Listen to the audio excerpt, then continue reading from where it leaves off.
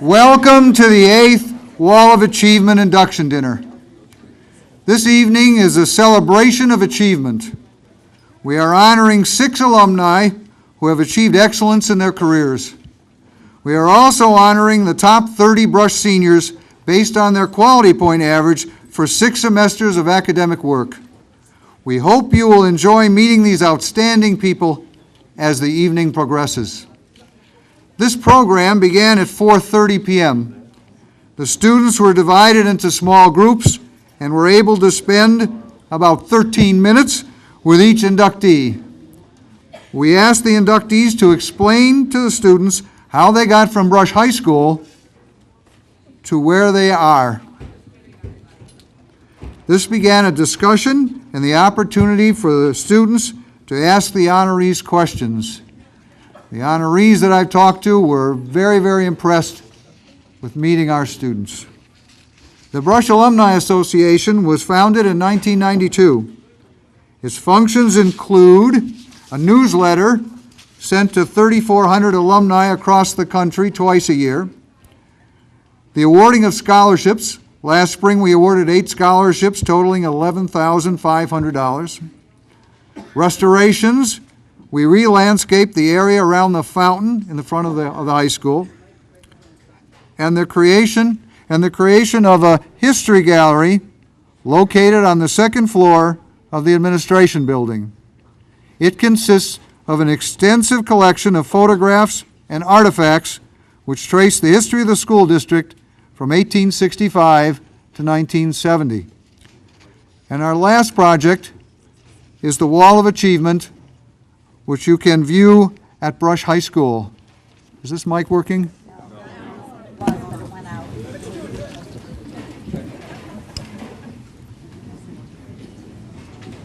Well, ladies and gentlemen, I taught for 35 years. I can talk loud. All right. Our last project is the Wall of Achievement, which you can view at Brush High School. It's actually a display in which we have a plaque with a picture and a short biography of each person we have inducted into the Wall of Achievement. At the conclusion of tonight's induction, we will have inducted 50 people to the Wall of Achievement. We encourage all Brush alumni to join the association and receive our newsletter. We seek contributions to our scholarship fund. We encourage alumni to purchase pavers with their name, year of graduation, and perhaps a message. The pavers are placed on our alumni walkway in front of the building near Corp Field.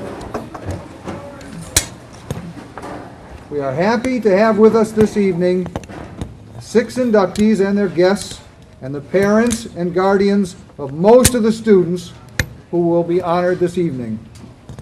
I would now like to recognize some of the other people who are in attendance this evening. Would you please stand when I call your name?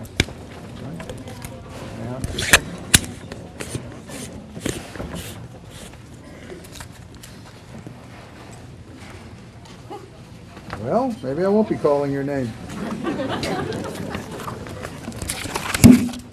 I will be. All right, we're almost done here. It's actually working. Congratulations. All right. All right.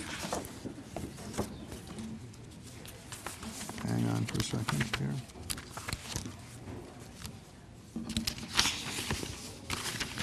Okay. I'd like to start with our new superintendent of schools, Linda Reed. Would you please stand? Hopefully you're here. There we are. Okay. Thank you. Our assistant superintendent, Dr. Veronica Motley. There she is. Okay. We also tonight have a past superintendent, Dr. Henry KrilleJackson, and his wife, Patricia KrilleJackson. We have the Brush principal, Kenya Harrington. Here he is. All right. So far, we have good attendance. We have 4 assistant principals. Audrey Walker. Here. Where is she? Ah, there she is, okay. Andrea Walker. Okay, there we go. Theodore Robinson. They're all sitting at one table. And Joe Comperta.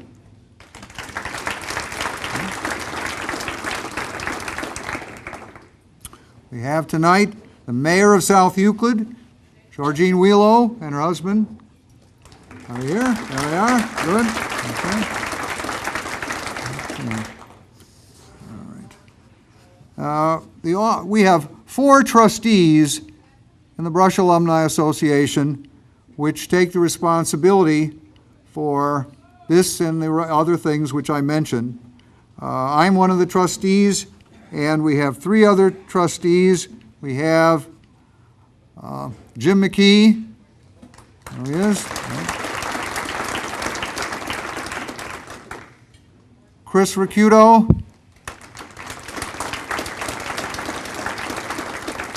Okay. And one more trustee. Dave. And Dave Chilson. How can I forget Dave Chilson? All right.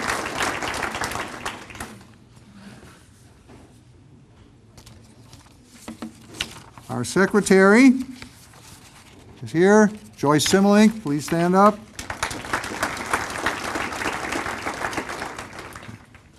And let's find out the co-chairman of this event and the person who is most responsible for it and has put in one tremendous amount of time is Nancy Brown, who is just entering there.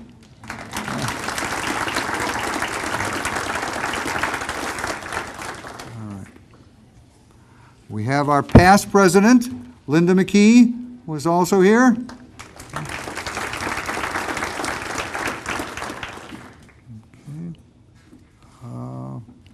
We have a retired principal and his wife, Bill Toombs, and his wife, Carol.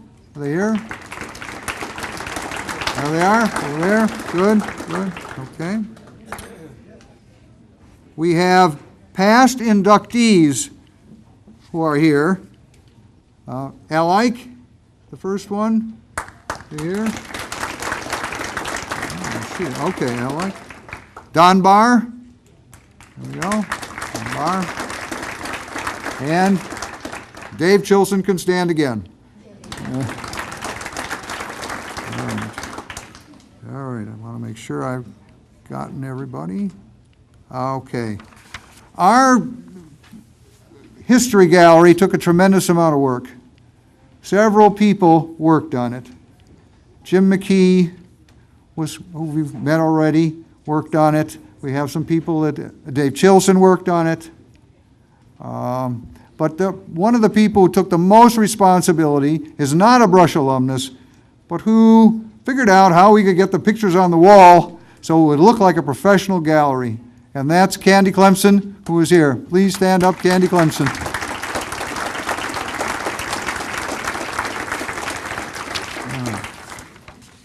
All right. Tonight we are honoring 30 students, but we have students who are working here tonight in order to record this program so that other people who are not here will get a chance to view it. Okay. Their chief is Mr. Mike Bubnow. Please stand up, Mike Bubnow. Where are you? There he is. Okay. Okay. And these 5 students, Brittany Evans. Yeah. Okay. Evans. Nick Hatcham. All right. Who's one of our 28 people being honored. Pat Farmer. Okay. Matt McLaughlin. Mason Nozick.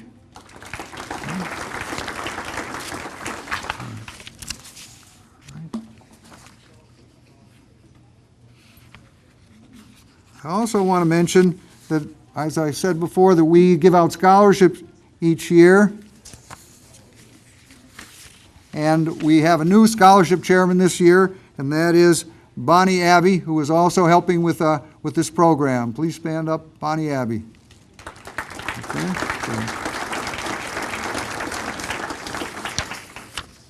Hopefully I've covered everybody. All right. Dave Chilson will now lead us in our invocation.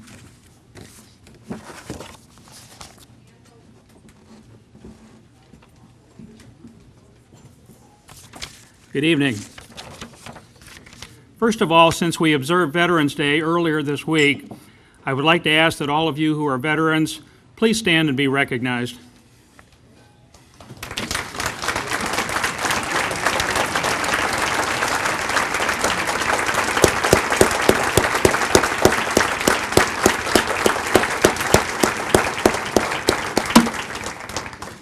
To each and every one of you, thank you for your service to our country.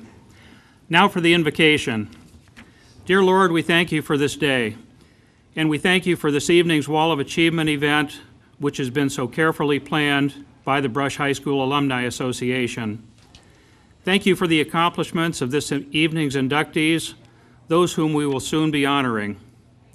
Thank you for the teachers and administrators at Brush High School, those who many years ago had an early and important influence on each of this evening's inductees, and those who today continue to educate the current students at Brush High School.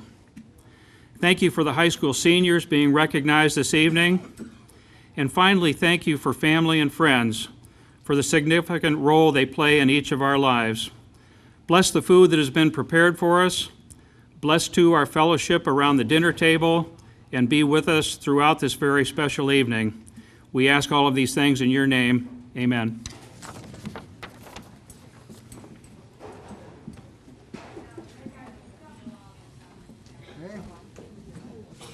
Enjoy your dinner, and our program will begin right after dinner.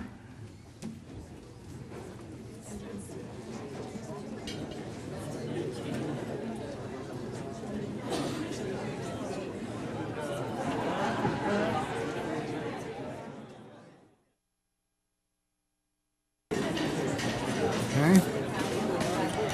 Hang on one second, Frank. Okay, I'm game.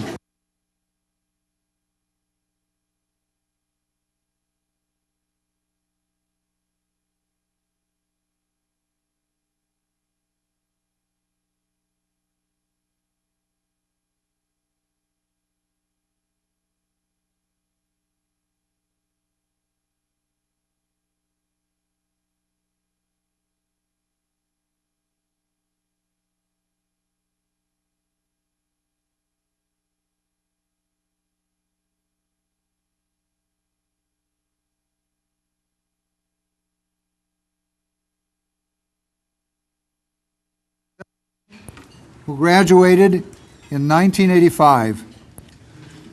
Joe is the editor-in-chief of Aviation Week and Space Technology. He earned a BA in Communications at Ohio University in 1989. Joe has been an editor and reporter for 23 years, covering stories in the United States, Europe, Asia, and Latin America. Joe always wanted to be a journalist.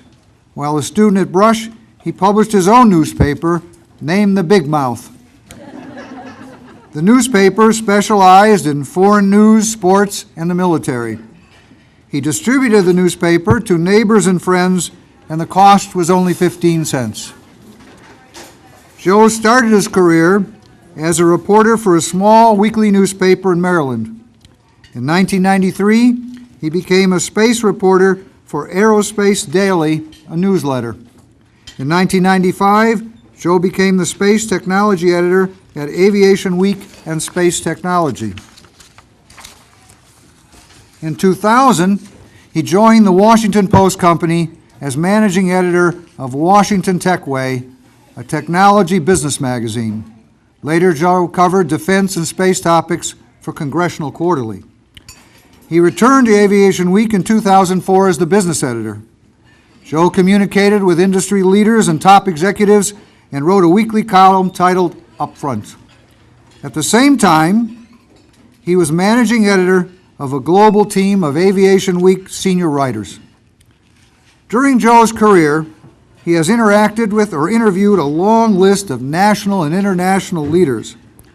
Among them are John Glenn, Senator Hillary Clinton, President Bill Clinton, Mikhail Gorbachev, Buzz Aldrin, Senator John McCain, Yitzhak Rabin, and Walter Cronkite. As editor-in-chief of Aviation Week, Joe leads a team of aerospace and defense journalists across the U.S., Europe, and the Asia-Pacific. He is a major contributor to Aviation Week's movement to digital media. Joe was named Aerospace Journalist of the Year 3 times and was elected to the National Press Club's Board of Governors 3 times. He served as board chairman for 1 year. Joe helped to begin the National Press Club's mentoring program for young journalists. He is interested in serving his community. Joe has volunteered as a mentor for underprivileged youth and served as a host for foreign exchange students in the Washington, D.C. area. The Brush Alumni Association is proud to induct Joseph C. Anselmo to the Wall of Achievement.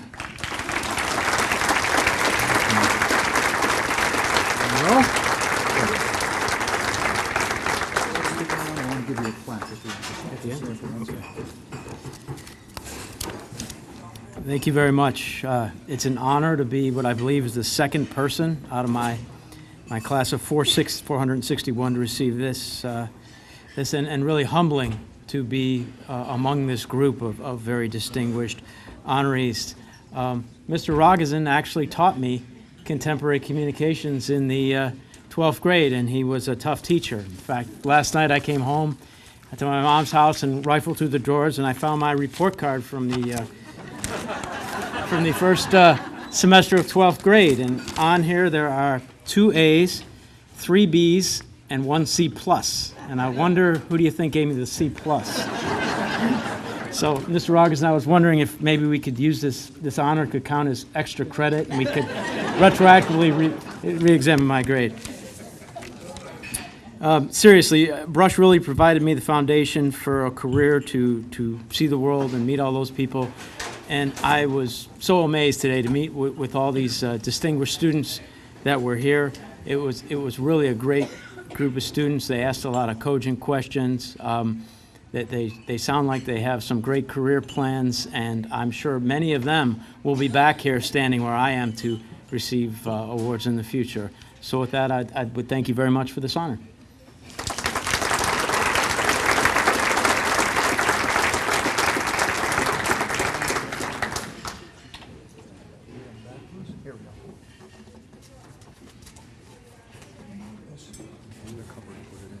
Okay, thank you. Thank you.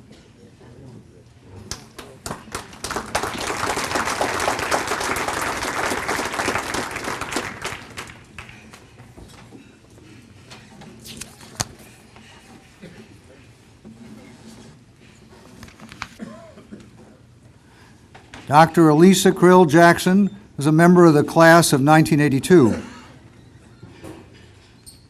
She is a medical doctor who specializes in hematology and oncology.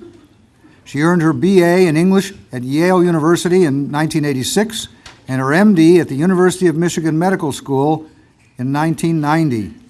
Elisa was awarded the 4-year McGregor Scholarship to attend medical school. She was among the top 5 students in her medical school graduating class. Elisa did her residency at Brigham and Women's Hospital in Boston in internal medicine from 1990 to 1993. From 1993 to 1994, Elisa held a fellowship in hematology/oncology at the New England Medical Center in Boston, and from 1994 to 1996, she was granted another fellowship at the University of Miami. From 1996 to the present, Elisa's practice in hematology-oncology has been at the Mount Sinai Comprehensive Cancer Center in Miami Beach, Florida. Her practice specializes in breast cancer. Elisa is also the director of the genetic testing program for hereditary breast and ovarian cancer. She is board certified in both hematology and oncology. Elisa is the author of more than a dozen scientific publications dealing with Hodgkin's disease and breast cancer. Elisa was the valedictorian of her graduating class at Brush and the editor of the Highlight, the Brush Yearbook. She demonstrated qualities while in high school, which are no doubt serving her well as a physician. She masters any academic content presented to her. She is conscientious, kind, thorough, and determined.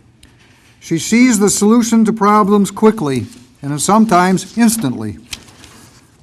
Elisa is the type of doctor one should be seeking.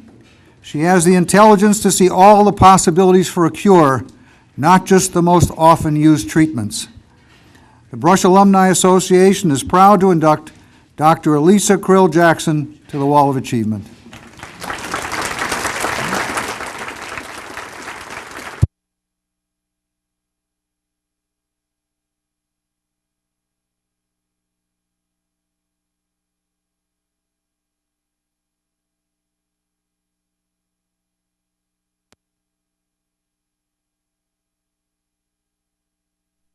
So I had to do a little managing of Mr. Rogozin during my senior year.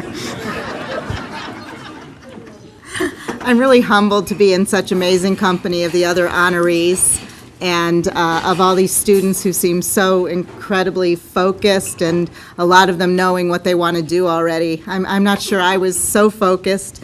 In fact, when I went to college, I became an English major and then made my way to medical school after that. So when I was sitting in your place there, my dad would send me articles. One day it was how great it was to be a woman in law, and the other how great it was to be a woman in medicine. And I mean, times have changed now. 50% of medical school classes are women.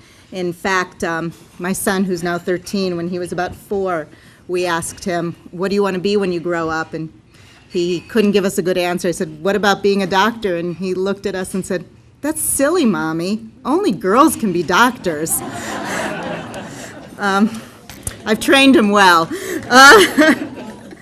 Anyhow, Mr. Rogozin encouraged me to go to Yale, and he was one of my biggest cheerleaders and supporters, and that's opened a lot of doors for me. And I think, you know, school's the easy part. School was the easy part. You knew what was expected, and it's after school that things get hard, and life has a lot of decisions.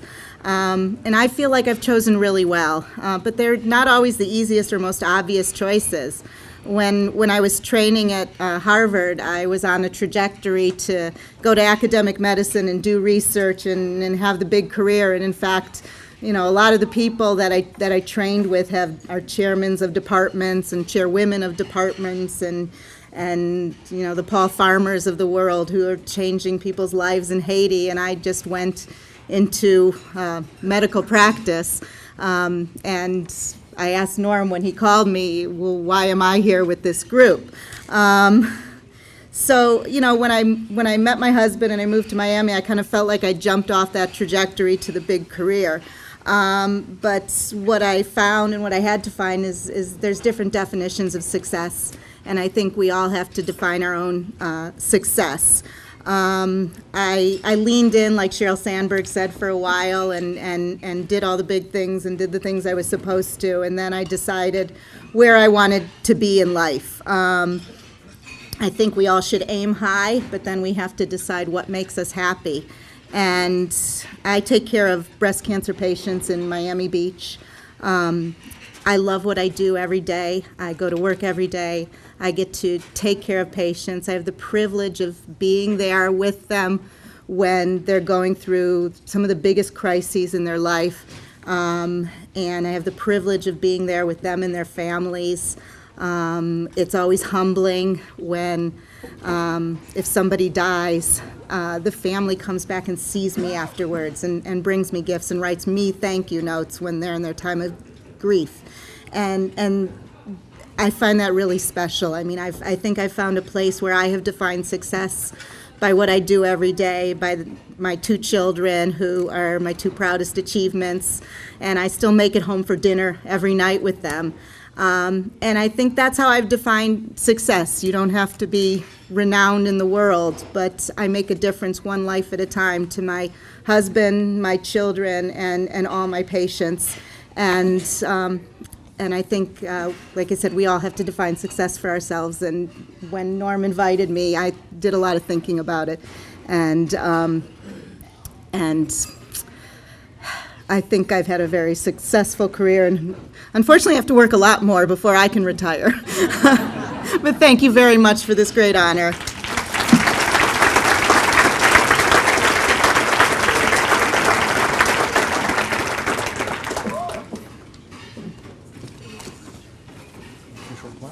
Thank you.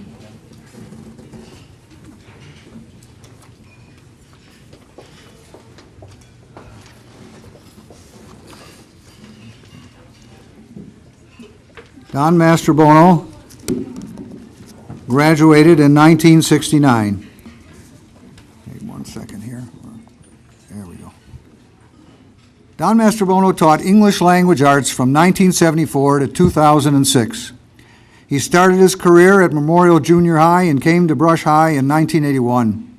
At John Carroll University, he earned a BA in English in 1973 and an MA in English in 1980.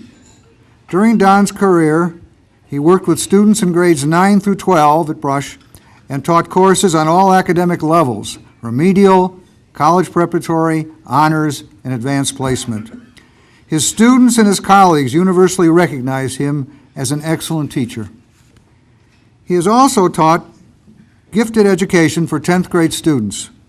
Don was one of the pioneers of our high school step-up program, a program for the gifted.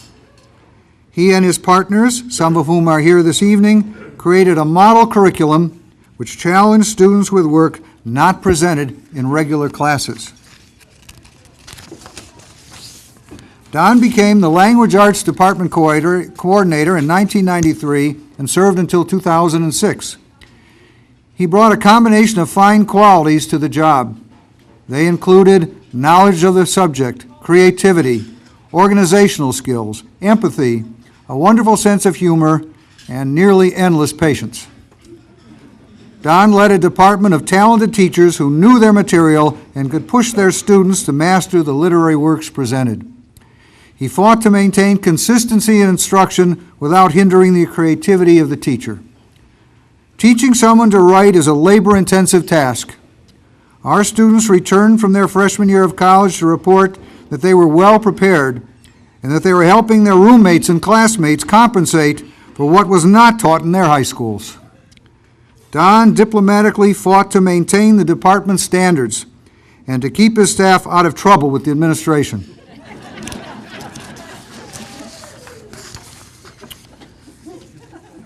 From 1988 until the year 2000, Don worked in the South Euclid-Lyndhurst John Carroll University intern program. The program placed students seeking a master's degree in education and a teaching license at Brush High School for almost an entire year. They worked with a mentor teacher, simultaneously took courses, and did their student teaching. Don was a mentor teacher for 7 years. He developed and taught a methods course for 12 years. He was the instructor for the professional development seminar for 10 years. Don served as co-coordinator of the secondary intern program at Brush High School for 5 years. Beginning with his role in the intern program, Don's career transitioned from teaching adolescents to teaching adults. He has taught a variety of courses for teachers. Don has been an adjunct instructor for Lesley University in Cambridge, Massachusetts from 2005 to the present. He has worked for the Center for Professional Development at Notre Dame College in South Euclid from 2006, and he has taught courses for instructional delivery services from the year 2000. His courses have one central quality: they provide practical information which the teacher can actually use. Among the courses and workshops which Don has developed and taught are exploring literacy through math concepts, writing to enhance learning and thinking, and teacher as professional. Since 2006, Don has served as an educational consultant and provided workshops for many schools. From the spring of 2012, he has taught courses at John Carroll University. Since 2005, Don has served on state assessment committees for the Ohio Department of Education. Wait 1 second. When I came in today, I was given a letter from one of the students that nominated him. He was actually nominated by students in his classes, his British Lit classes, who graduated in the year 2005. You can see how long we hold a nomination. Okay. Okay, this is what the student wrote.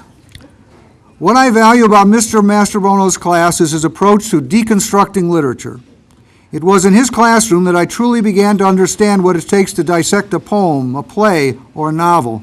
Mr. Mastrobuono taught me to look at not only what a text was saying, but also how it was communicating its message via word choice, comma placement, and rhetorical structure. I find myself using these critical analytical skills daily, whether reviewing scientific journals from my PhD or simply reading the newspaper. And I'm skipping a paragraph, and here is the last paragraph. It is rare that we get the opportunity to show our appreciation to our mentors. But this evening, let me take the opportunity to say thank you, Mr. Mastrobuono. You are an amazing teacher who has pushed countless students to fulfill their potentials, and I consider myself lucky to have been taught by you. A great teacher is someone who teaches their students not just what they need to succeed today, but also what they will need to succeed in the future. Mr. Mastrobuono, you exemplify what it means to be a great teacher. Congratulations on your induction into the Wall of Achievement. The Brush Alumni Association is proud to induct Don Mastrobuono to the Wall of Achievement.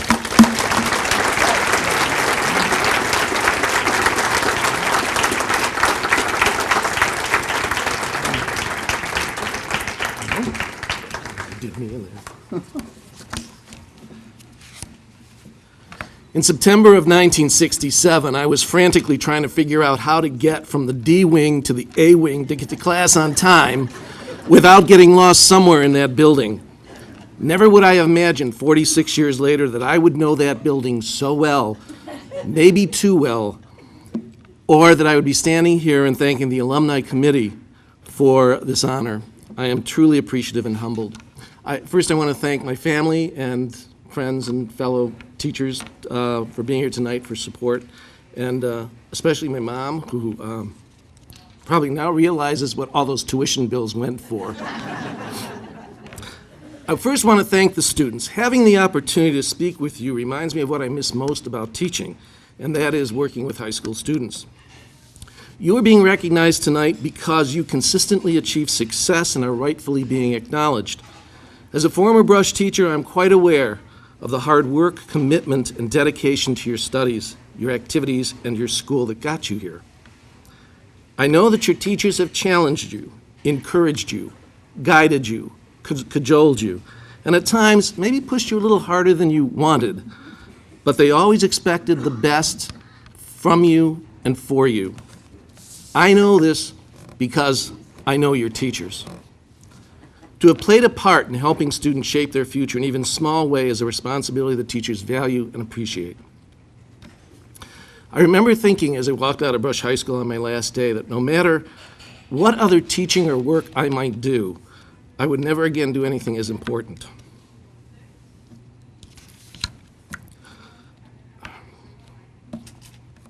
The greatest reward, the most trusted gift for a teacher, is a student who says, I've learned something in your class, something you said made me think, something you did made a difference. I know that firsthand from when I was a student. When I used to interview intern candidates for the intern program, I would ask them, why do you want to teach? Some said they wanted to make a difference. Some said they enjoyed working with kids. Some said they loved their content or loved their subject. A few would say, I like the idea of having summers off. That group got lucky. They got the whole year off. But if you asked me that question at that time, my answer would have been, I have absolutely no idea. All I knew was that it was what I was going to do. I didn't even know what grade or subject I wanted to teach. To add to that, I wasn't even sure I was that fond of school. The next question I would ask them is, tell us about your favorite teacher and why that teacher was your favorite. For me, that was an essential question. because of all my memories as a student at Brush, my most enduring memory was of my senior English teacher. With her pointy, dark-rimmed glasses, pearls, and gravelly and sometimes gruff New York accent, Helen Greggett, who was probably a bit shorter than me, entered the classroom as a force, moving through the rows slowly and deliberately, her mind always turning as she peered through us through those glasses. Her content of the day could have been a Shakespeare play or a modern novel. I know we read those works, but her content for the year was life. We read current news and journal articles and editorials, and we wrote papers.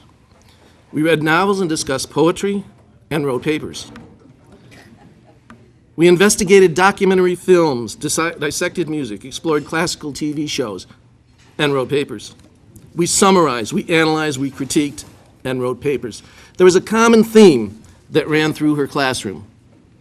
You wrote papers. She had us keep a journal, which was the first time that I ever did that, and her only rule was say something. Say something important, write what you believe, write how you feel, write what you think, but say something.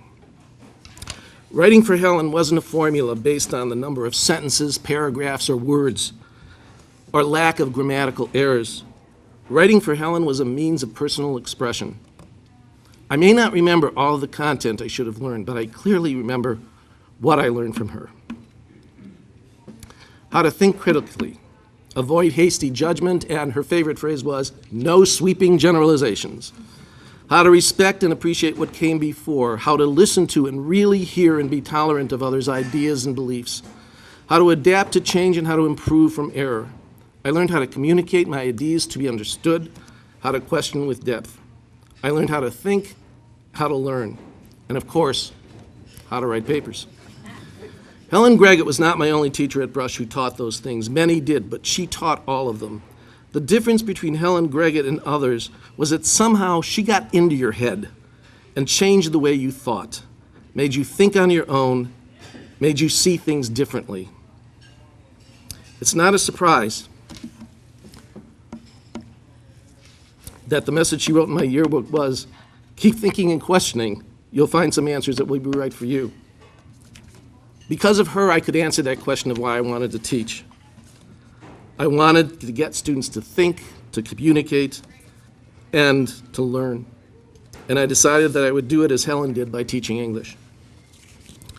A career in teaching is unique because you actually experience your career before you start it. It just happens on the other side of the desk. But I believe that the teacher you become has taken something from every teacher you have had. And I know that the teacher you are currently gains something from every teacher you work with.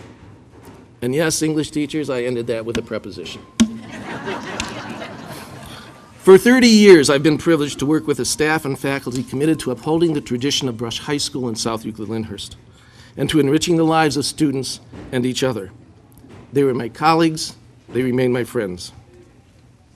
From the members of my department, for whom I have the greatest respect for what they do and who they are, to my fellow department coordinators and colleagues in the other department who taught me respect for other disciplines and showed me different ways of teaching, to the administrators who encouraged me to expand my perspective of education beyond the classroom, to the staff of the building that made sure everything ran smoothly every day, to the interns that I learned from watching as they learn their craft. I thank you all for enriching my experience, my knowledge, and skills as a teacher. I wish I could name everyone all, but I'll finish this part by just reading a line from a poem by an educator. Ask me why I teach, and I reply, where could I find more splendid company? Each year I worked on commencement speeches with students. I specifically remember how one student ended his speech. Fred Liu from the class of 2001 ended by saying to his class, "We'll leave Brush with many memories, but there's one image that will stay with me." I'm going to finish that by reading the email I wrote him when discussing my working with his ideas. And I should say I did email Fred to get his permission to use this. I was really concerned that someone would feed this into turnitin.com and it would come back flashing red on that. Also, I should mention Fred is a lawyer. He also spent 2 years, I think 2 years ago, he spent as a law clerk for a justice by the name of John Roberts. So I wanted to make sure I was on firm legal standing here. I wrote to Fred, I said, a few weeks ago I drove down Evanston to get a sense of what you were referencing, and just as you said, as you drive down you can see parts of the school through the leaves on the tree, but when you get to that dip in the road, the entire school emerges at the top of the hill. I've seen many high schools, but none as distinctive, none that gives the impression that Brush does as it dominates the landscape unobstructed by any other structure. In front of you is the restored fountain area, and behind that rises the classical style of the original building, a structure that seems to anchor the two later additions, the B-Wing and Welser on one side and Corb Field on the other, almost as if those two extensions stretch out to the two cities that it serves. And then your eye moves to that iconic structure, the clock tower, a symbol that appears on many class rings, yearbooks, diplomas, perhaps the most familiar landmark in South Euclid-Lyndhurst. I close by writing, I said, I suddenly realized I had spent years as a student, as a teacher, navigating those halls inside the school. But until then, I never really saw Brush or realized its full effect on the landscape and its impact on me. And so, Fred, this time the student teaches the teacher. Fred ended his speech that day. I know one day I will visit the school again, look up, and seeing it standing there beautiful, strong, and proud. Tonight, that is the memory of Brush High School I want to leave with you, students, parents, teachers, and alum alike, with the suggestion that one day you take that same slow drive down Evanston and really see the school that is Brush High School. Once again, I thank you for this honor, and again to the students, tonight you make me that much prouder to say I'm an alum of Brush High School and remind me of how fortunate I was to spend my career there. And I know I went over my allotted time, Norm, but you have to realize that if you ask an English teacher to talk, you can't shut them up that easily. Thank you.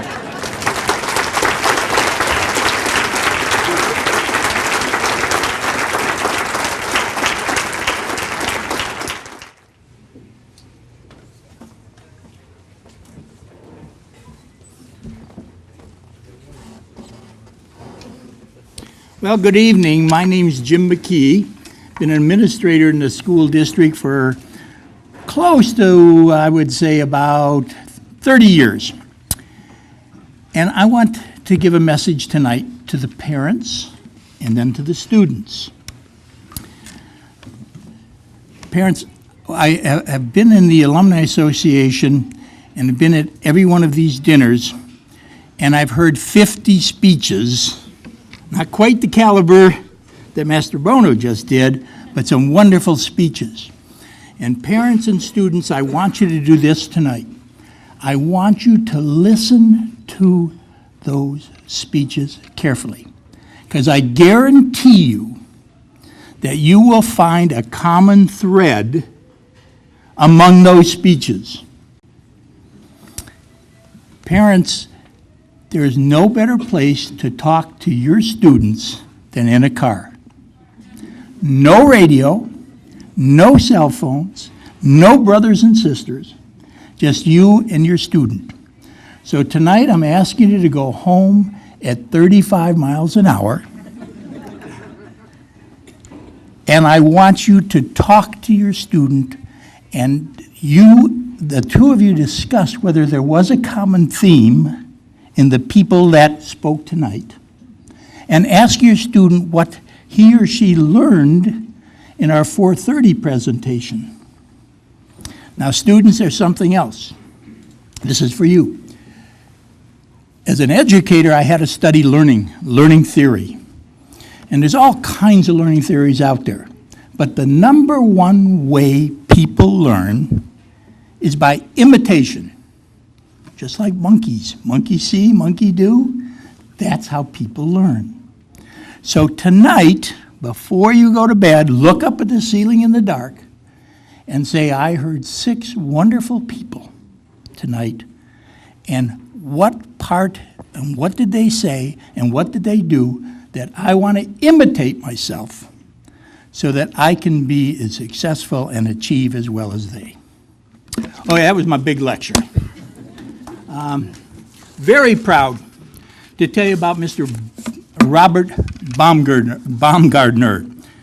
He's a lifer. No, he's not in prison for life. What it means is he's a graduate from Brush High, and then he returned to the school and created his whole career.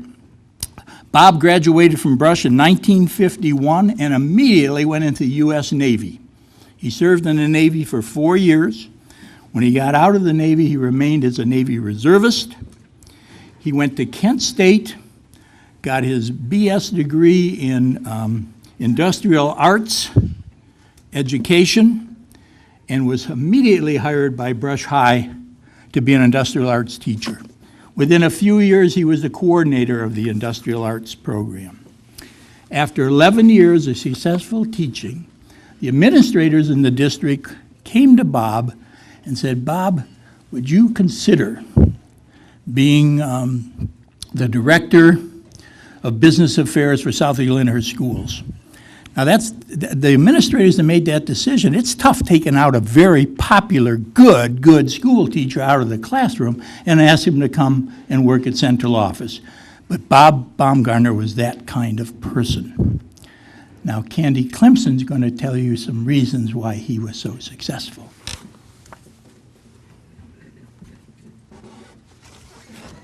It used to be that when you were first hired in the South Euclid-Lyndhurst school system, you reported early. You came in ahead of the rest of the staff. And you were put on a bus, and there was an older staff member, mine happened to be June Overfield, who took you on a tour of this magnificent school district. One of the things that was so astonishing on that tour is first the size, the sheer size of the South Euclid-Lyndhurst school system, the absolutely beautiful elementary schools that were there, each school, the property that it was placed on, the landscaping, the look of the building, every single building was special and unique and offered just such a warm, welcoming atmosphere to the community. Every single pocket of South Euclid-Lyndhurst had that community school, and every student had that opportunity to walk to school, to go home to lunch, to walk back. The sense of comfort and community that we had was just unbelievable. Then you got to go see two, thank you, magnificent junior highs, both, again, equally lovely, a little bit different, but equally lovely. And then you went to Brush. And Don, I think your description could not have been more apt. Brush just takes your breath away. It is a stunning institution. After taking that trip, I remember sitting on that bus and thinking, I cannot believe the size of this district. I can't get over the quality of everything that I am seeing. And my next thought was, who runs this? Who takes care of all this? Who watches over all of this? You never quite knew. One day I was fortunate enough to go down into the custodian's office, and there, having a meeting with the gentlemen and the ladies who were his colleagues, was Mr. Baumgartner. And here he was sitting at the table having a lovely discussion about where things stood, what had to be done, what problems we saw in the future, how we were going to resolve them, how they would be taken care of.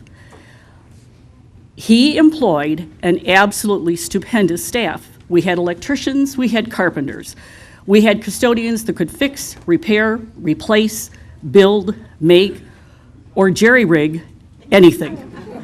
Whatever needed to be accomplished, that group was able to do. But the most amazing thing was that it took you so very, very long to figure out who the man behind the curtain was.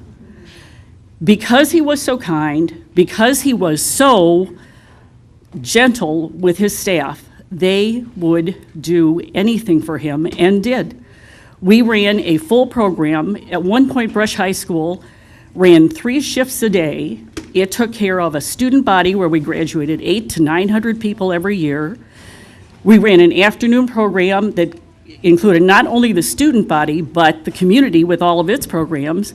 And at night, we buffed, we scrubbed, so that every day as a staff member, when you walked in, that building looked brand new for you yet again. There wasn't a mark on the floor. There wasn't a scrap of paper in the hall. Every day it was fresh and new and clean. And again, the man behind it all was Mr. Baumgartner. And one other noteworthy thing about Mr. Baumgartner, and it's such a simple concept, but it wasn't that way when he first started, and that is Cleveland Public Schools could buy paper, they could buy buses, they could buy insurance at a cheap price. Columbus could do it.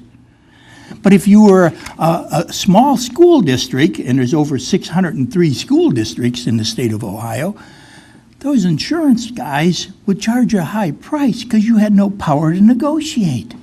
You can't buy paper unless you pay a high price because you have no power.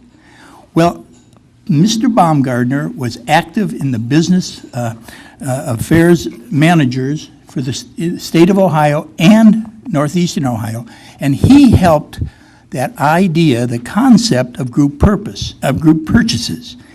If you put Shaker Heights together and Cleveland Heights together and East Cleveland together and South Euclid-Lyndhurst and Mayfield Heights, guess what? When you talk to that insurance man and you want insurance for your buses, you have some power.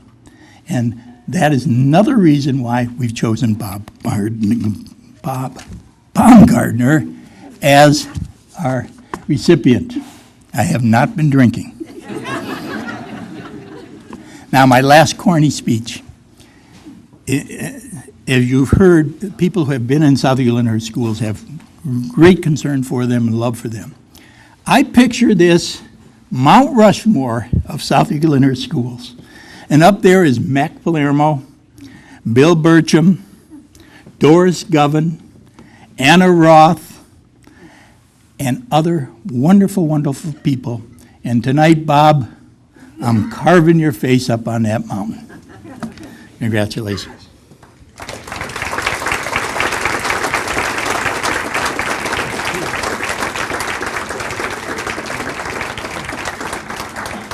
While Bob's making his way up, let me just relay one other little story.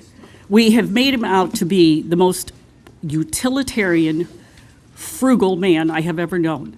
When I left Brush, I was still using pieces of equipment that I know he purchased.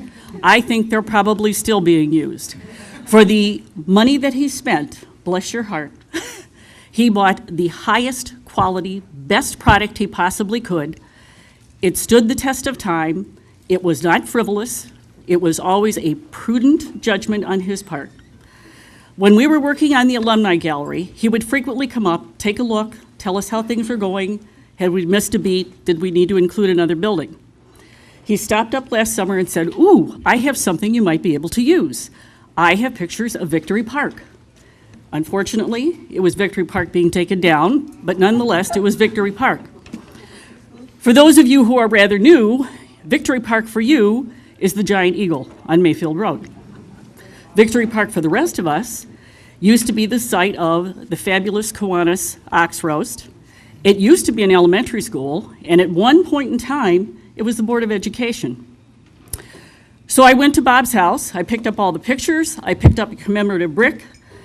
I was going back to my car with him, and as I passed his garage, I of course expected to see something in the garage that was prudent and utilitarian, like a Jeep or a van, but I caught out of the corner of my eye this really incredibly lovely car.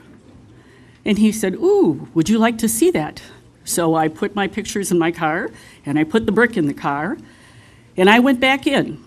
And here, sitting in the garage, backed in, mind you, facing out for a momentary getaway, with special racks built for both the hard and convertible top, sits the most pristine, beautiful, lovely little vehicle called the Yellow Rose. Are you ready? It's a two-seater vintage Mercedes. Wow. So I think Bob certainly deserves that in his life. We all owe him a huge round of applause for all the things he did for this school system. He truly is, as Jim said, one of the architects of South Euclid-Lyndhurst. Congratulations, Bob.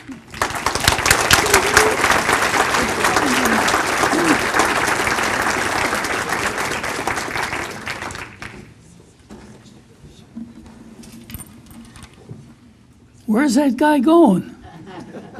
I never knew him. You know, it's interesting, many of the things that Candy had said brings back memories of my own days when I came back from the service.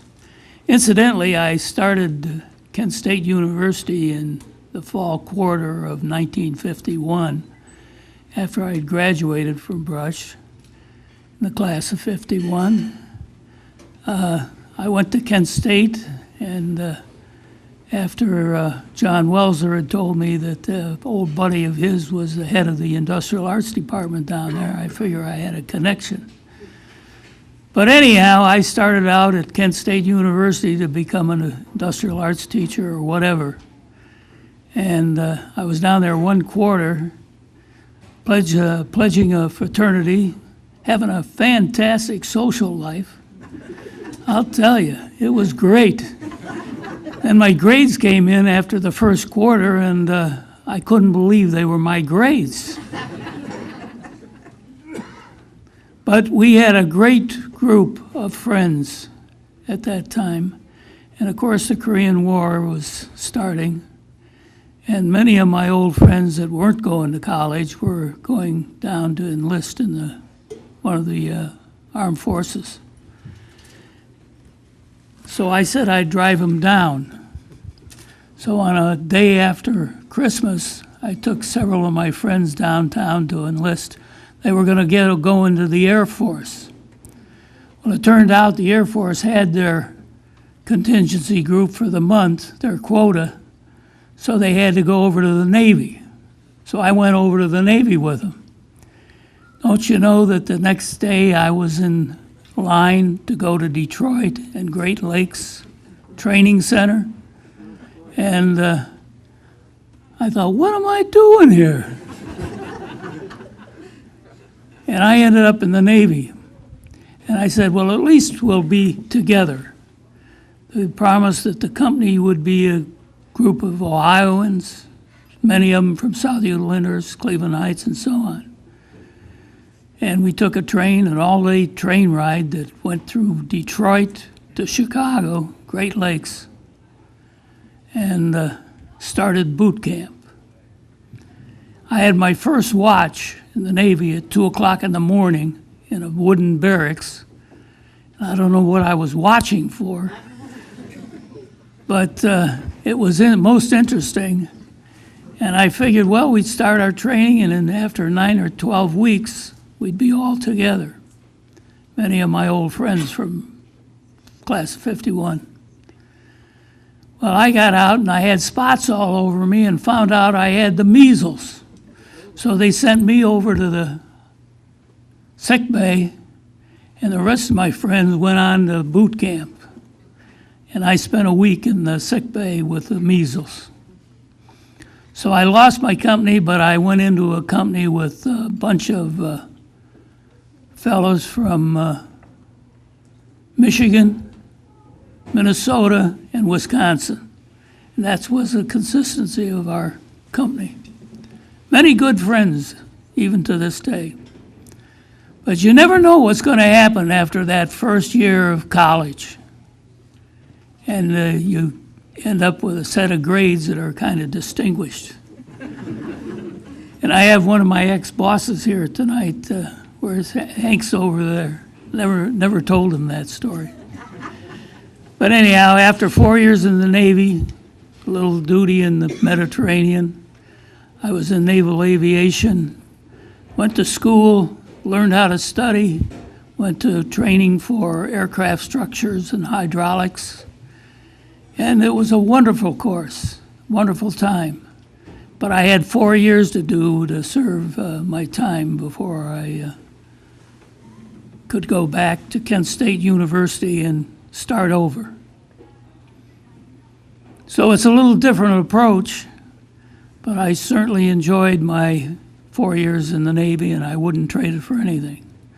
I spent half the time with an aircraft patrol squadron, flying around the Mediterranean, trying to find the Russian subs around there in anti-submarine warfare.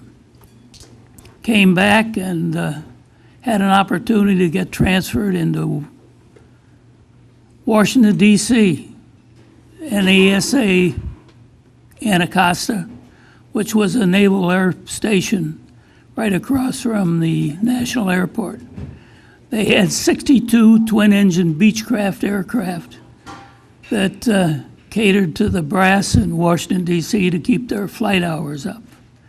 And we ended up servicing those Beechcrafts for the remainder of my time in the Navy. Little different results coming after that.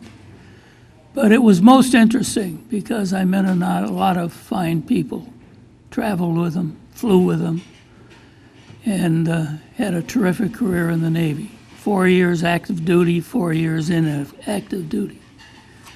So what do? I go back to Kent State University and finish up in 3 years, a little less than 3 years, a Bachelor of Science in Education and Industrial Arts.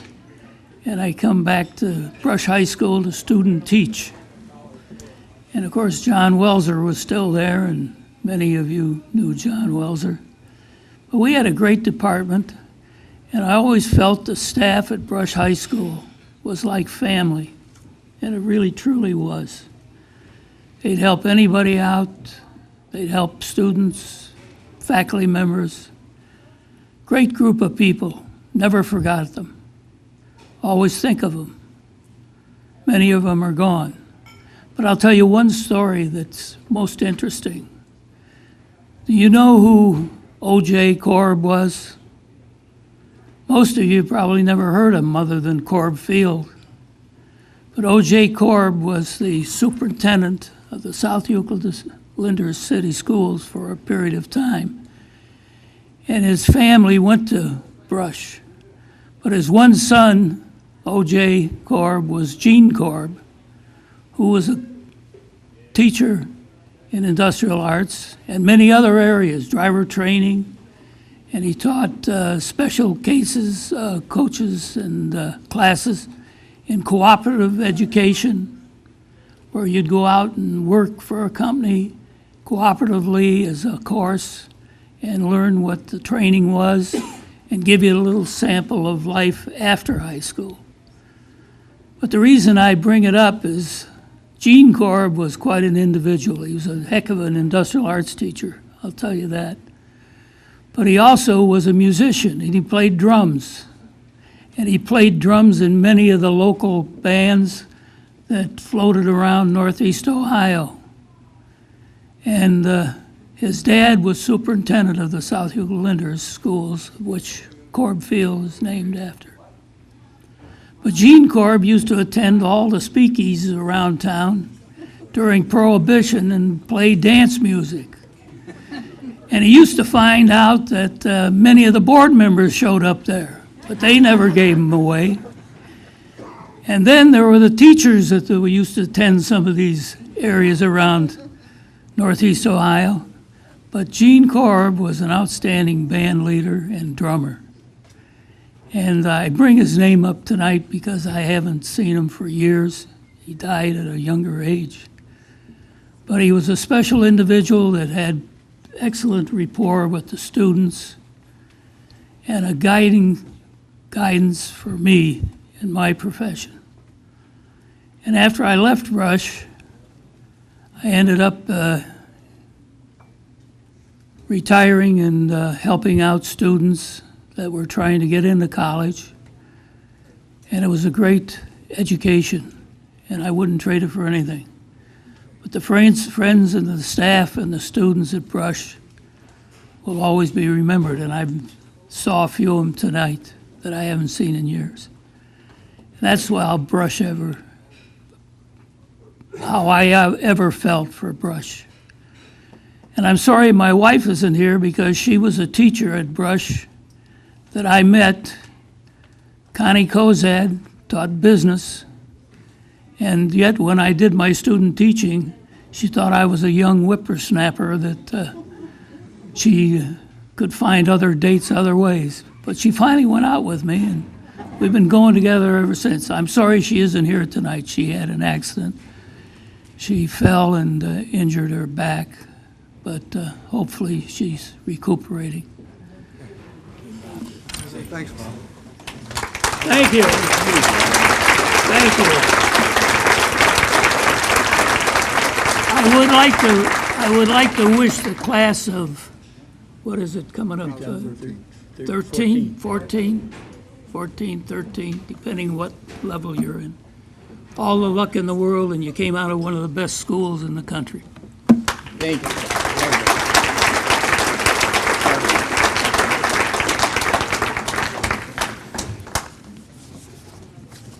My son, Dean Baumgartner. Dean.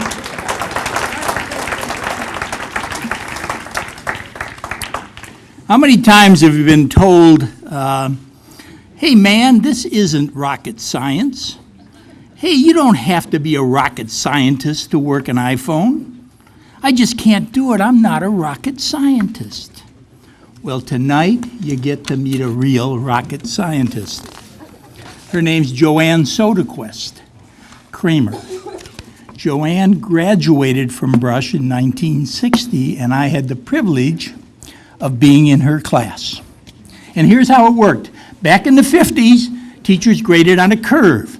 They took the student that got the highest grade, that was the equivalent to 100%, and then anybody that got between 93 and that high test score got A's. JoAnn Soderquist came to Brush as a junior. When JoAnn Soderquist came in, those of us that were at the B level, I was not at the A level, my wife was, JoAnn came in, took the test, and her scores were here. All of us dropped down a grade level because of JoAnn Soderquist. She was our valedictorian. Only 5 students in our class of almost 500 got a 4-point, and she, of course, was one of them. She left Brush, went to Sweetbriar, where she majored in physics. She was graduated cum laude from Sweetbriar. She went on to UVA, University of Virginia, and she was the first woman to get an aeronautical engineering degree from that university. She then began her career first in an observatory, a radio observatory, as an associate, and then she moved right on to becoming a professor in a small community college for 6 years. And then she started the big time. By 1994, she was the chief staff engineer for Martin Marietta Corporation in Orlando, Florida. By 2003, she was a senior program manager for Lockheed Martin, General Dynamics, in Burlington, Vermont. She was director of Naval Defense Systems for General Dynamics. She retired in 2011 as the senior director of Air and Naval Defense for General Dynamics. Audience, truth, she is a true scientist and a true manager and leader in her field. She's had an amazing career. I hope you read in your brochure all her accomplishments. But I'm not the kind of guy to just give her praise all the time. I had one of her friends send me a letter and tell me something about JoAnn Soderquist, the person, not the engineer. And here's what she said. She says, JoAnn is just like the rest of us. She loves color. She does raspberry pink. Even her phone case is raspberry pink. She's a shopper. She loves to shop and buy gifts for other people, but she still hasn't found a hat she's been looking for. And this one I love the most. She's an avid gardener. She loves to raise tomatoes and cabbage. And she often sends the tomatoes or the cabbages to her friends and neighbors. One time, and JoAnn, this is not rocket science, let me tell you, she sent her cabbage to her sister, and the postage was $40.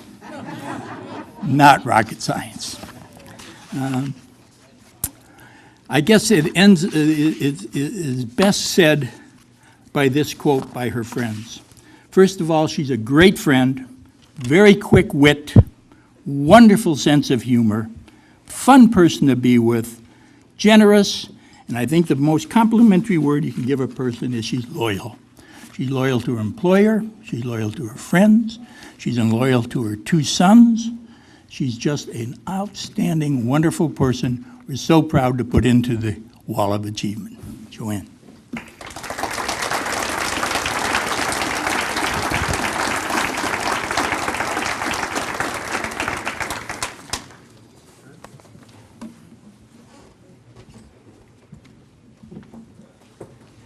Thank you, Jim. I don't know, would you call this raspberry? Maybe. Thank you so much to the committee and to the several classmates of mine from the class of 1960 who are here, and to Linda Lucen-Way, who I know wrote that. I am indeed honored. Thank you so much. You know, I was fortunate to have many good teachers. I remember my grade school teachers. I remember their names: Mrs. Bowman, Miss Bradford, Miss Quillen, Miss Heasley, Miss Perry, Mrs. Greenewalt. I remember my 8th grade English teacher, Miss Morrissey. Everyone was scared to death of her. She taught me grammar and how to diagram sentences. I didn't think I would ever need another English teacher, but I got 4 more of them in high school. And they taught me how to write. Then in the fall of 1960, when I was a freshman in college, guess what? I had to take English.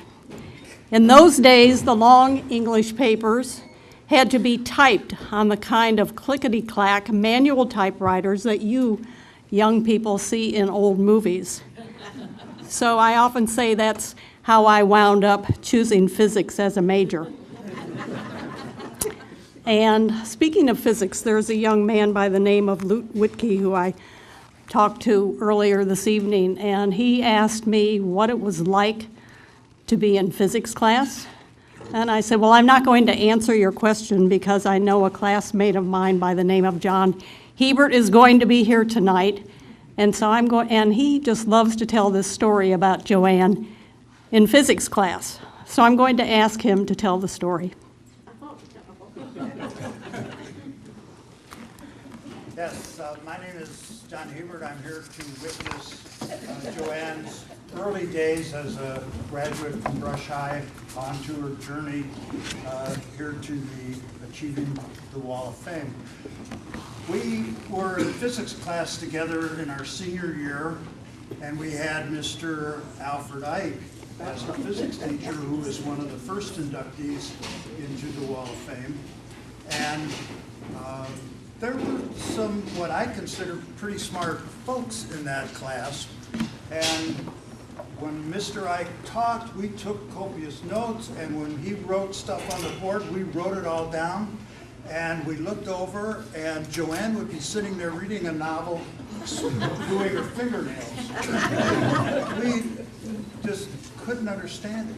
So we thought, aha, wait till the first test. Well, as Jim said, the first test came, and who was at the top? JoAnn. And it was like she knew everything that Mr. Ike was going to say, understood every word, had no problem understanding these very difficult concepts in physics. And so I'm proud here to be a witness of the beginning of JoAnn's journey from Brush High on to becoming a member of the Wall of Fame.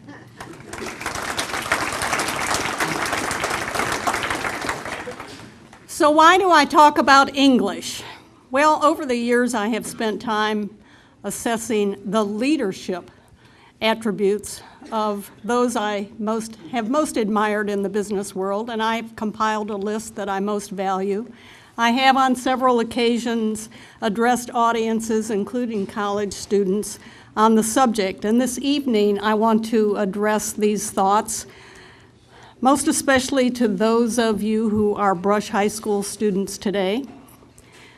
Those of you who are here tonight who will leave that place called Brush High School will go to college and become teachers and social workers, lawyers, artists, historians, doctors, and yes, maybe engineers. And then leaders in your workplaces and communities. This list in part and in no particular order includes: be honest and do what's right. Nothing is more important than personal integrity and ethical behavior. Cut to the chase.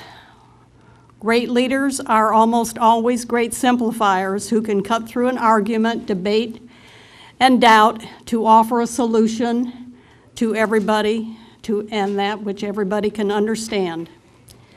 Be passionate about everything you do. Play as hard as you work, and have fun at both. Be available and be accessible. General Colin Powell has said, "The day soldiers stop bringing you their problems is the days that you have stopped leading them." Treat people fairly. There is no excuse for discrimination based upon gender or race or religion or sexual orientation. Do not tolerate mediocrity. There must be quick and clear consequences for those who don't perform to the high standards that have been set. Recognize that your organization's success is your success. A leader is only as good as the weakest link in an organization. Project a professional appearance. Be well-groomed, socially astute, and appropriately attired. Be an interesting person. The most successful business people I know are the most well-read, well-informed, and well-traveled. Never, ever surprise your boss. Trust and confidence must be the foundation of that relationship. Give to others. Be active and participate in organizations or causes that interest you. Be generous with your financial resources and your time. Keep your ego in check. Never let personal identity get confused with job assignment, for job assignment might change tomorrow. Be technology savvy. Leaders, no matter how high their position, are expected to use the latest digitally sophisticated communications tools.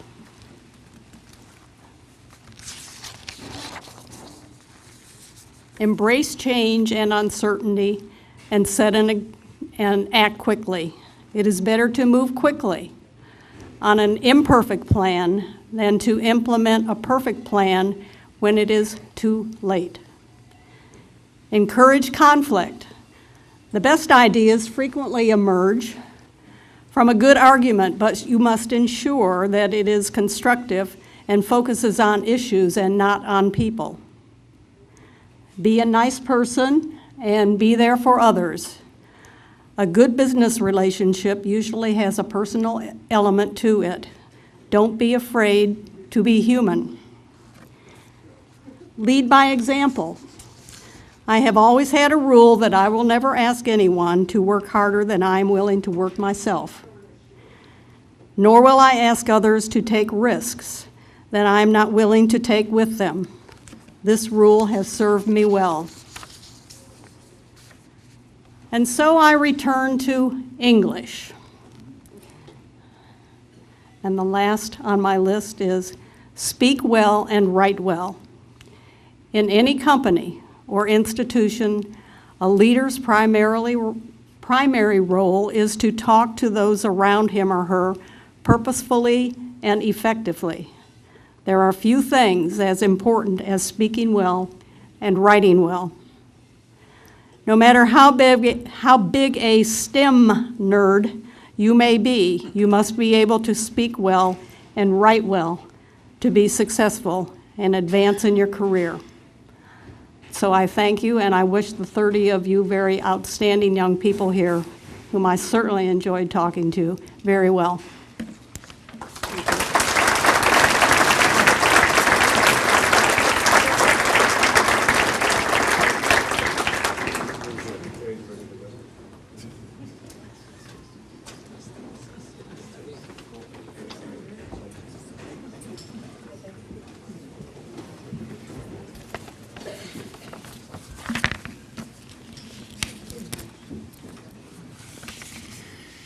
General Carter F. Ham, United States Army, retired, a 1970 graduate of Brush High School, is the former commander of U.S. Africa Command from 2011 till 2013, and U.S. Army Europe and 7th Army from 2008 through 2011.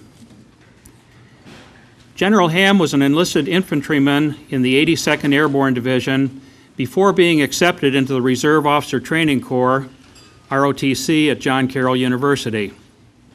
He earned a BA in Political Science from John Carroll in 1976. He was simultaneously commissioned as a second lieutenant, infantry officer, and was a distinguished military graduate. General Ham received a master's degree from the Naval War College in National Security and Strategic Studies, and he is also a graduate of the Air War College. General Ham was promoted to Brigadier General in 2003 and to 4-star General in 2008. Some highlights of General Ham's career are as follows. In 2004 and 2005, he commanded a multinational brigade during Operation Iraqi Freedom. In 2005 and 2006, he was Deputy Director for Regional Operations on the Joint Staff. In 2006 and 2007, he was Commander of the 1st Infantry Division, and in 2007 and 2008, he was Director of Operations on the Joint Staff. From 2008 to 2011, he was the Commanding General of United States Army Forces in Europe and the 7th Army. In that capacity, he was responsible for 40,000 soldiers and their families, as well as 10,000 civilian employees. He prepared units for deployment to Iraq and to Afghanistan. From 2011 to 2013, General Ham was the commander of United States Africa Command. He was responsible for all U.S. military activities in the 54 countries of Africa, less Egypt, and he led the early U.S. and coalition forces in Libya. General Ham's decorations include the Army Distinguished Service Medal with 1 oak leaf cluster, the Defense Superior Service Medal with 2 oak leaf clusters, and the Legion of Merit with 1 oak leaf cluster. General Ham retired from active duty earlier this year on June 1st, 2013.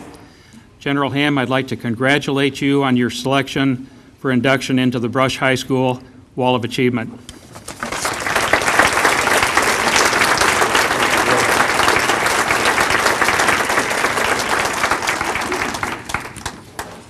Well, you remember that Sesame Street segment that said, you know, one of these things is not like the other? Well, that's me, because certainly nothing I did at Brush High School would warrant me standing before you this evening.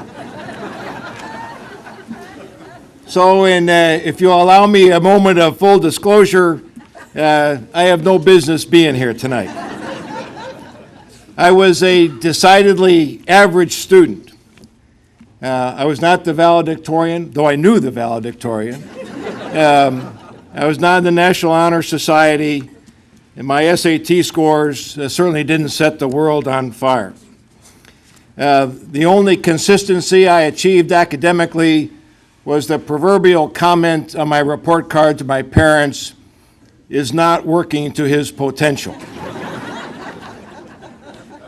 If they could only see me now. I was also a remarkably average athlete, and Coach George Reiser, our football coach, is here and can attest to that.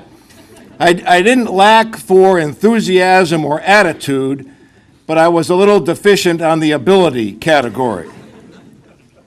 I wasn't a class leader or anything else, but I tell you this because though I was a pretty unremarkable student at Brush, I learned things at our high school that set me on a course which has landed me here tonight. And the most important thing is I met friends there who have lasted a lifetime, several of whom are here tonight. I'm honored that a bunch of them are gathered here to mostly out of curiosity, I think, to see how this could possibly have happened. but it's nonetheless, it's a wonderful feeling, and I very much thank you, Mike and Bobby and John, Fred, Patrice. Thank you very much. I'm honored and humbled that you took the time to come here. As I look back on over the 43 years since our class of, I think, 870 some odd graduated, I'm truly amazed by how much in our world has changed. Yet I also find what matters most hasn't changed much at all. Despite all of the technological advances over the past decades, what matters most still is people, friends, family, and those who have made a difference in our lives. And Brush High School has enriched the lives of all gathered here tonight.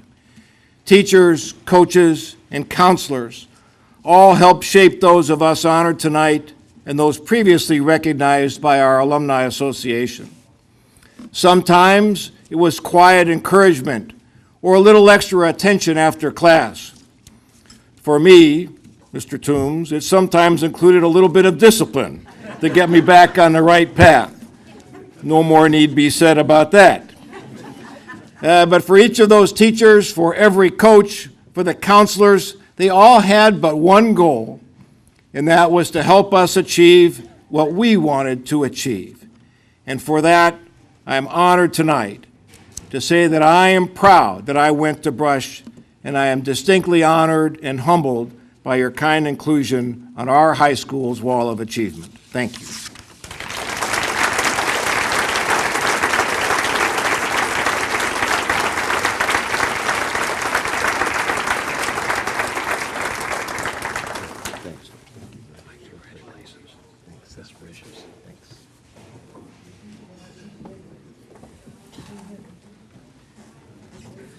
JoAnn, I'm going to ask if you would come forward one more time so we can present you with the plaque that goes along with this recognition. Did I get to hug her first? Congratulations. Thank you so much.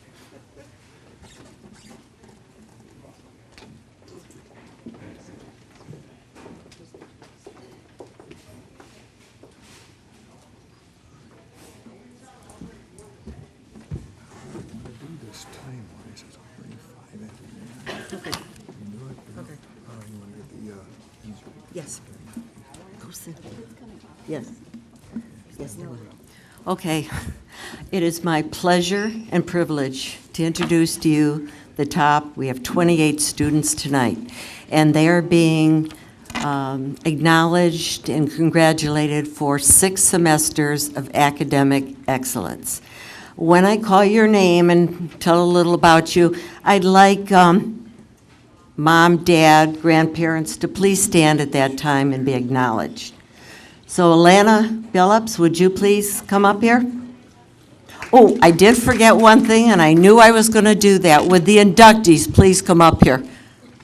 Carter, Don, JoAnn, Lisa.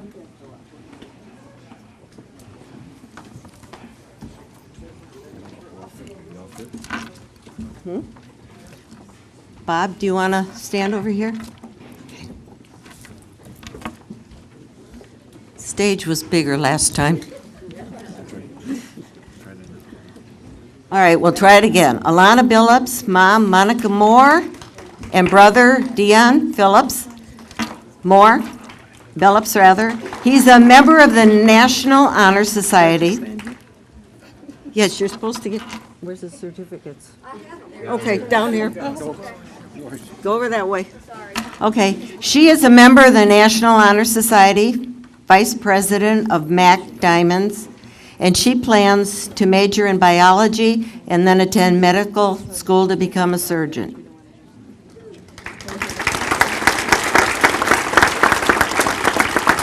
Paul Brister III, mom Tina Jelks, Chanel Murray and Felicia Patterson, cousins.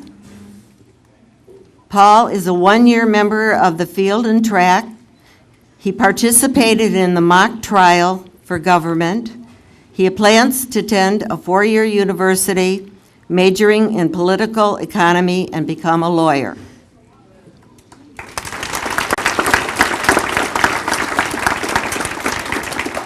Blake Dixon. Mom, Daphne Dixon. Dad, Eddie Dixon, and Grandma, Arlene Dixon. Blake is team captain of the wrestling team. He's involved in MAC Scholars. He plays the bass in the orchestra. He's on the cross-country team, and at this time, his major is undecided. Matthew Hatcham, who's part of the AV crew. Matt is interested in audiovisual and photography. He plans to major in engineering and become a civil engineer.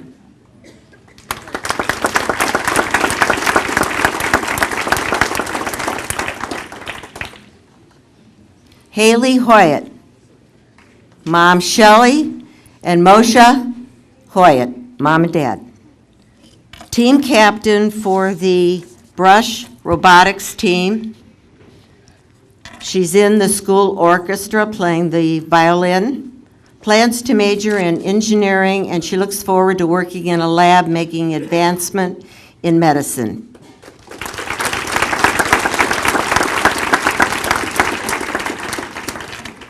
Hannah Emil, Mom Janie and Jay Emil. Hannah is Vice President of the National Honor Society.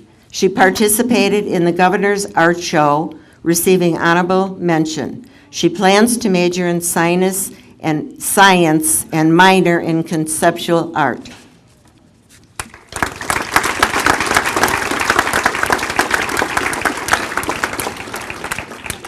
Scott Karn, Mom and Dad Patricia and Scott Karn. Scott is involved in music programs. He's a member of the robotics team. He plans to major and pursue a career in aeronautical engineering.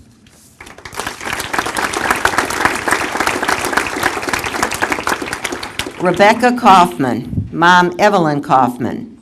She's a member of the Brush Marching Band and Concert Band. 2 years varsity tennis team member. And she plans to major in design and become an interior designer.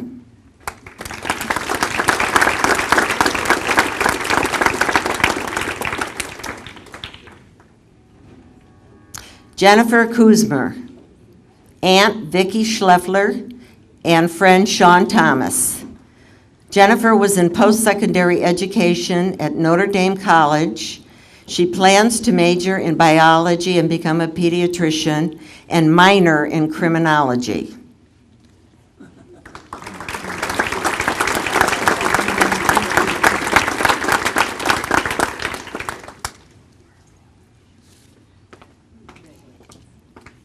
Kelsey Letizio, Kathy and Dan Letizio, parents. When I had asked the kids, tell me something about you. What is your interest? What do you plan to major in?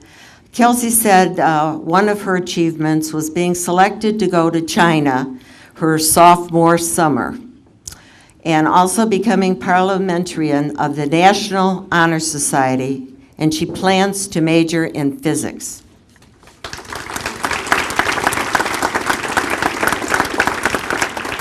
Yeah. Jonathan Loya, Kathleen and Gregory Loya, parents. Jonathan is a member of the drama club, member of the marching band. He plans to get his Bachelor in Fine Arts in musical theater and become a professional actor.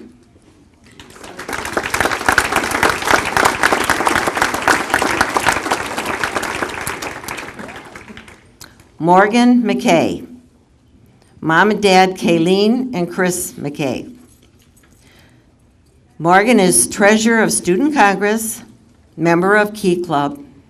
She participated on the softball team, and she will attend a good four-year college and is undecided about her major. These are their words. Logan Mandalik, parents Kim and James.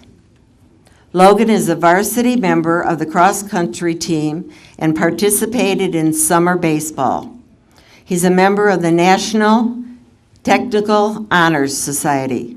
He plans to major in biomedical engineering and go to medical school.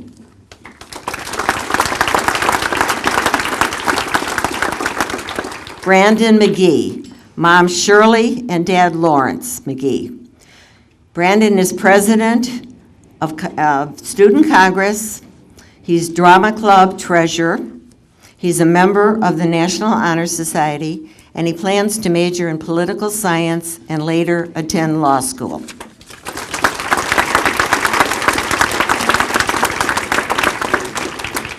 Nicholas Messina, Tina and Peter Messina, parents. He's a member of the academic team, member of Key Club. He plans to major in aeronautical engineering and become a pilot. So look for him in the future. Sarah Noakes, Patricia and Michael Noakes' parents. She is president of Key Club, and she's on the yearbook staff, and she plans to major in English and become a writer.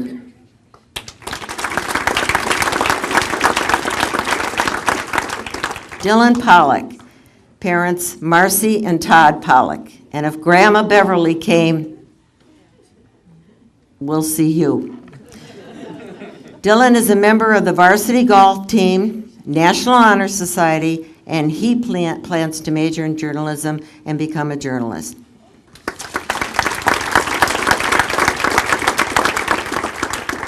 Tika Krill, and I hope I pronounced that correctly. Tika plays soccer, is a member of the National Technical Honor Society. He plans to get a master's degree in civil engineering.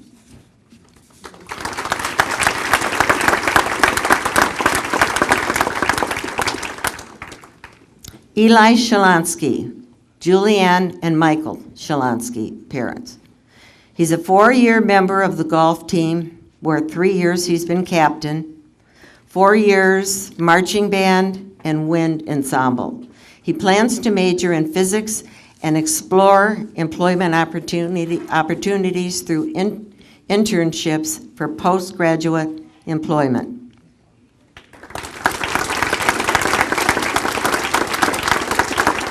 Matthew Smerglia, Mom Catherine and brother Dan.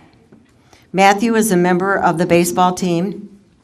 He is editor of the yearbook staff, and I hope you had a chance to talk to Alyssa. He plans to major in physics and explore employment opportunity. Nope, sorry. It's been a long day, folks. He plans to become an actuary. He would like to be very involved in the business world. Therese Davro, Loretta Mom and sister Nicole. Therese is a 4-year softball team member. She said, I like to challenge myself, so this year I decided to take 2 math classes, AP Stats and AP Calc. She plans to major in civil engineering and become an engineer.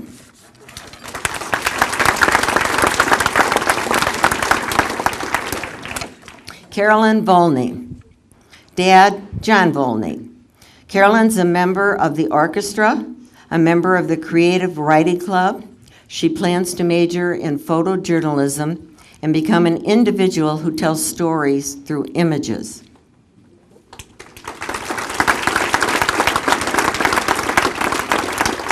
Nathaniel Waxman, Mom Randy Waxman, and Grandma and Grandpa Lisa and Dale Powers. Nathaniel is a member of the Robotics Club, member of the Book Club. He plans to major in electrical engineering and attend medical school.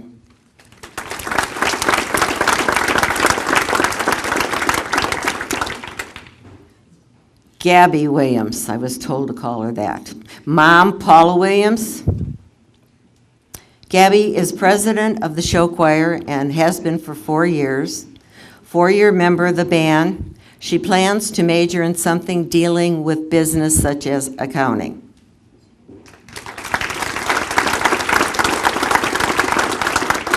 Jared Williams, mom Paula Williams.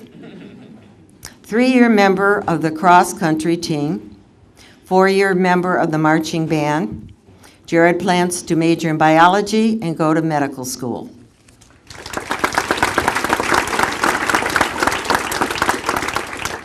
Vicki Williams, Paula Williams' mom. That's pretty significant. 3 kids in the top 30.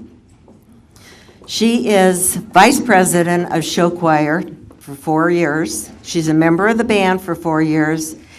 And Vicki plans to major in nonprofit management and then work in nonprofit.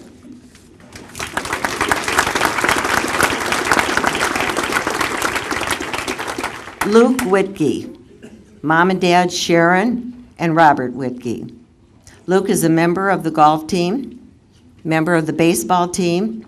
He plans to major in engineering and move into the engineering workforce.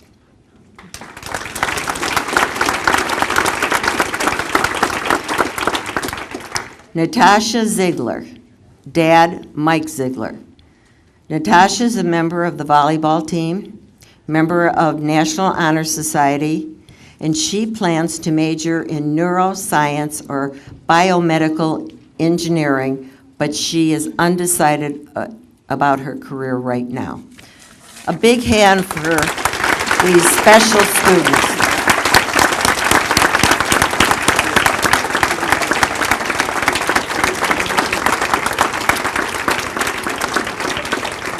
If you've been following your program, it's time for the alma mater. And I would like everybody to stand, but particularly I would like Linda, Jim McKee, Chris to stay up here, Bonnie Abbey, Dave Chilson, and am I forgetting anybody? To come up here with me. Norm, can't forget you. As we sing the alma mater. Neil, get up here. Yeah, Linda. Get up here. You want some backup singers? What? You want some backup singers? Yes. And Don, consider yourself lucky I'm not calling you up here. If we can't sing, we can use the backup singers. Where is he? Come on, Dave. There he is, right there. There you go. Do you know it? Yeah. Okay. All right, let's go. Ready? Everyone. If you don't know the words, it's in your program. Oh, come on. What? All right, come on. Jonathan. Ready? Start. Hail to the brown and hail to the gold. Hail to dear Brush High, the school we uphold. We love no other, so let our motto be Victory Brush High School Varsity. Go Arcs! Thank you, everybody, for coming this evening.